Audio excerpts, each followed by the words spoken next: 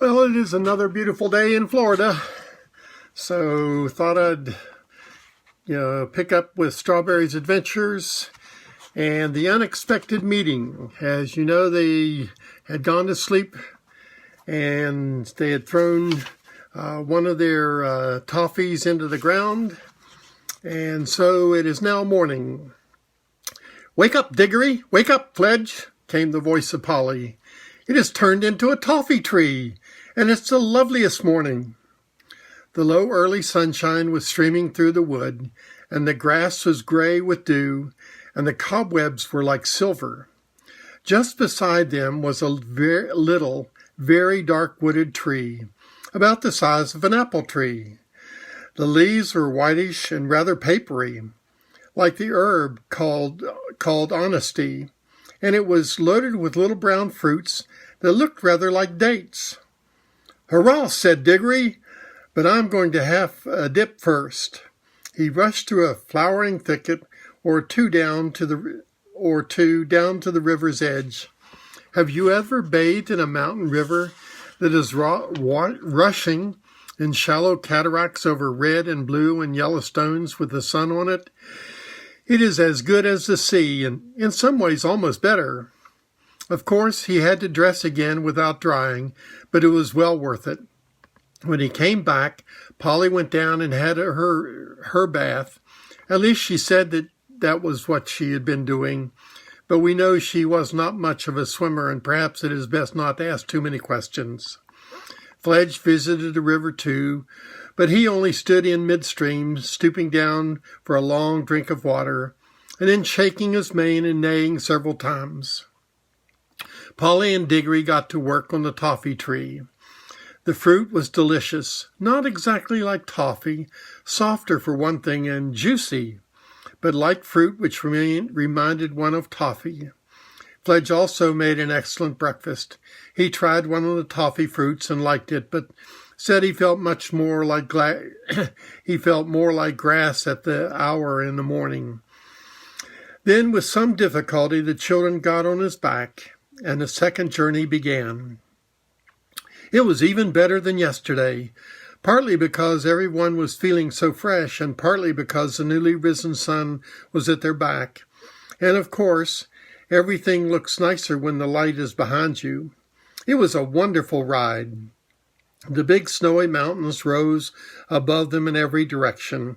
The valleys far beneath them were so green, and all the streams which tumbled down from the glaciers into the main river were so blue that it was like flying over gigantic pieces of jewelry. They would have liked this part of the adventure to go on longer than it did.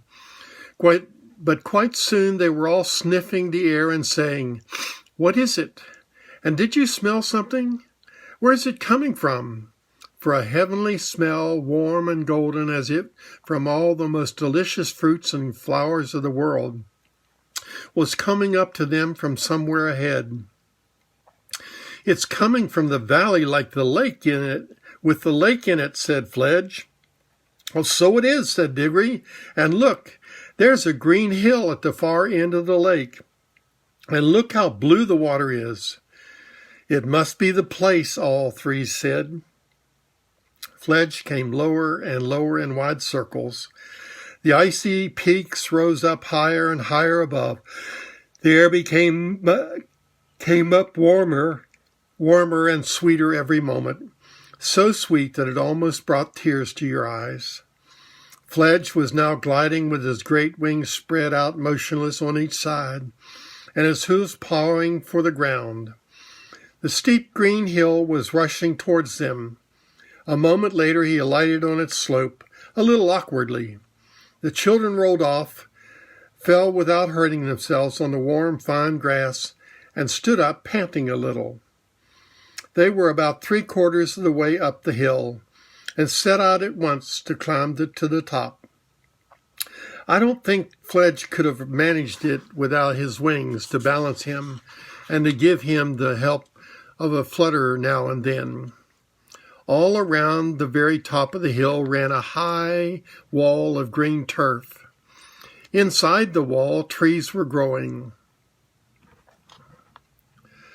Their branches hung out over the wall. Their leaves showed not only green, but also blue and silver when the wind stirred them. When the travelers reached the top, they walked nearly all the way around it outside the green wall before they found the gates. High gates of gold, fast shut, facing due east. Up till now, I think Fledge and Polly had the idea that they would go in with Diggory, but they thought so no longer. You never saw a place which was so obviously private. You could see at a glance that it belonged to someone else. Only a fool would dream of going in, unless he had been sent there on a very special business. Diggory himself understood at once that the others wouldn't and couldn't come in with him. He went forward to the gates alone. When he came close up to them, he saw words written on the gold with silver letters, something like this: "Come in by the gold gates or not at all. Take of my fruit for others or forbear. For those who steal or those who climb my wall shall find their heart's desire and find despair." "Take of my fruit for others," said Diggory to himself. "Well, that's what I'm going to do. It means I mustn't eat any myself, I suppose." I don't know what all that jaw in the last line is about. Come in by the gold gates. Well, who'd want to climb a wall if he could get in by the gate? But how do the gates open? He laid his hand on them, and instantly they swung apart, opening inwards, turning on their hinges without the least noise. Now that he could see into the place, it looked more private than ever. He went in very solemnly, looking about him. Everything was quiet inside. Even the fountains which rose near the middle of the garden made only the faintest sound. The lovely smell was all around him. It was a happy place, but very serious. He knew which was the right tree at once, partly because it stood in the very center, and partly because the great silver apples with which it was loaded shone so and cast a light of their own down on the shadowy places where the sunlight did not reach. He walked straight across to it, picked an apple, and put it in the breast pocket of his Norfolk jacket. But he couldn't help looking at it and smelling it before he put it away. It would have been better if he had not. A terrible thirst and hunger came over him, and a longing to taste that fruit. He put it hastily into his pocket, but there were plenty of others. Could it be wrong to taste one? After all, he thought, the notice on the gate might not have been exactly in order. It might have only been a piece of advice. And who cares about advice? Or even if it were an order, would he be disobeying it by eating an apple? He had already obeyed the part about taking one for others. While he was thinking of all this, he happened to look up and through the branches toward the top of the tree. There on a branch above his head, a wonderful bird was roosting. I say roosting because it seemed almost asleep. Perhaps not quite. The tiniest slit of one eye was open. It was larger than an eagle, its breast of saffron, its head crested with scarlet, and its tail purple. "And it just shows," said Diggory afterwards when he was telling the story to the others, "that you can't be too careful in these magical places. You never know what may be watching you." But I think Diggory would have not taken an apple for himself in any case. Things like "do not steal" were, I think, hammered into boys' heads a good deal harder in those days than they are now. Still, we can never be certain. Diggory was just turning to go back to the gates when he stopped to have one last look around. He got a terrible shock. He was not alone. There, only a few yards away from him, stood the witch. She was just throwing away the core of an apple, which she had eaten. The juice was darker than you would expect, and had made a horrible stain around her mouth. Diggory guessed at once that she must have climbed in over the wall, and he began to see that there might be some sense in that last line about getting your heart's desire and getting despair along with it. For the witch looked stronger and prouder than ever, and even in a way triumphant, but her face was deadly white, white as salt. All this flashed through Diggory's mind in a second. Then he took to his heels and ran for the gates as hard as he could pelt, the witch after him. As soon as he was out, the gates closed behind him of their own accord. That gave him the lead, but not for long. By the time he had reached the others and was shouting out, "Quick, get on, Polly! Get up, Fledge!" the witch had climbed the wall, or vaulted over it, and was close behind him again. "Stay where you are," cried Diggory, turning round to face her, "or we'll all vanish.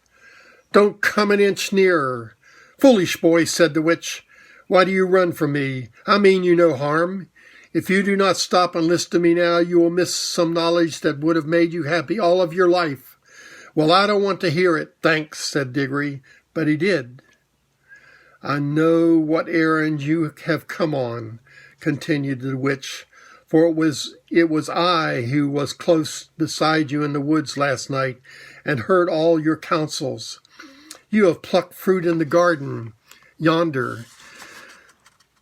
You have put it in your pocket now, and you're going to carry it back, untasted, to the lion, for him to eat, for him to use. You simpleton! Do you know what that fruit is? I will tell you. It is the apple of youth, the apple of life. I know, for I have tasted it, and I feel already such changes in myself that I know I shall never grow old or die. Eat it, boy, eat it, and you and I will live forever and be king and queen of this whole world, or of your world if you decide to go back." "No thanks," said Diggory. "I don't know that I care much about living on and on after everyone I know is dead. I'd rather live an ordinary life and die and go to heaven. But what about this mother of yours whom you pretend to love so?" "What's she got to do with it?" said Diggory. "Do you not see, fool, that one bite of that apple would heal her? You have it in your pocket. We are here by ourselves and the lion is far away. Use your magic and go back to your own world. A minute later you can be at your own mother's bedside, giving her the fruit. 5 minutes later you will see the color coming back to her face. She will tell you the pain is gone. Soon she will tell you she feels stronger. Then she will fall asleep. Think of that, hours of sweet, natural sleep without pain, without drugs. Next day everyone will be saying how wonderfully she has recovered. Soon she will be quite well again. All will be well again. Your home will be happy again. You will be like other boys." "Oh," gasped Diggory as if he had been hurt, put his hand to his head, for now he knew that the most terrible choice lay before him. "What has the lion ever done for you that you should be his slave?" said the witch. "What can he do for you once you are back in your own world? And what would your mother think if she knew that you could have taken her pain away and given her back her life and saved your father's heart from being broken, and that you wouldn't? That you'd rather run messages for a wild animal in a strange world that is no business of yours?" I don't think he is a wild animal," said Diggory in a deep, dried-up sort of voice. He is, I don't know." "Then he is something worse," said the witch. "Look, what has he done to you already? Look how heartless he has made you. That is what he does to everyone who listens to him. Cruel, pitiless boy. You would let your own mother die rather than—" "Oh, shut up," said Diggory, miserable Diggory, still in the same voice. "Do you think I don't see? But I promised." "Ah, but you didn't know what you promised, what you were promising, and no one here can prevent you." Mother herself, said Diggory, getting the words out with difficulty, wouldn't like it. Awfully strict about keeping promises and not stealing and all that sort of thing. She'll tell me not to do it, quick as anything, if she were here. But she need never know, said the witch, speaking more sweetly than you would have thought anyone with so fierce a face could speak. You wouldn't tell her how you got the apple. Your father never need know. No one in your world need know anything about this whole story. You needn't take the little girl back with you, you know. That was where the witch made her fatal mistake. Of course Diggory knew that Polly could get away by her own ring as easily as he could get away by his. But apparently the witch didn't know this, and the meanness of the suggestion that he should leave Polly behind suddenly made all the other things the witch had been saying to him sound false and hollow. And even in the midst of all his misery, his head suddenly cleared, and he said, in a different and much louder voice, "Look here, where do you come into all this? Why are you so precious fond of my mother all of a sudden? What's it got to do with you? What's your game?" "Good for you, Diggs," whispered Polly in his ear. "Quick, get away now." She hadn't dared to say anything all through the argument because, you see, it wasn't her mother who was dying. Up then," said Diggory, heaving her on to the sledge's back and then scrambling up as quickly as he could. The horse spread its wings. "Go then, fools," called the witch. "Think of me, boy, when you lie old and weak and dying, and remember how you drew away the chance of endless youth. It won't be offered you again." They were already so high they could only just hear her. Nor did the witch waste any time gazing up at them. They saw her set off northward down the slope of the hill. They had started early that morning, and what happened in the garden had not taken very long, so that Fledge and Polly both said they would easily get back to Narnia before nightfall. Diggory never spoke on the way back, and the others were shy of speaking to him. He was very sad, and he wasn't even sure all the time that he had done the right thing.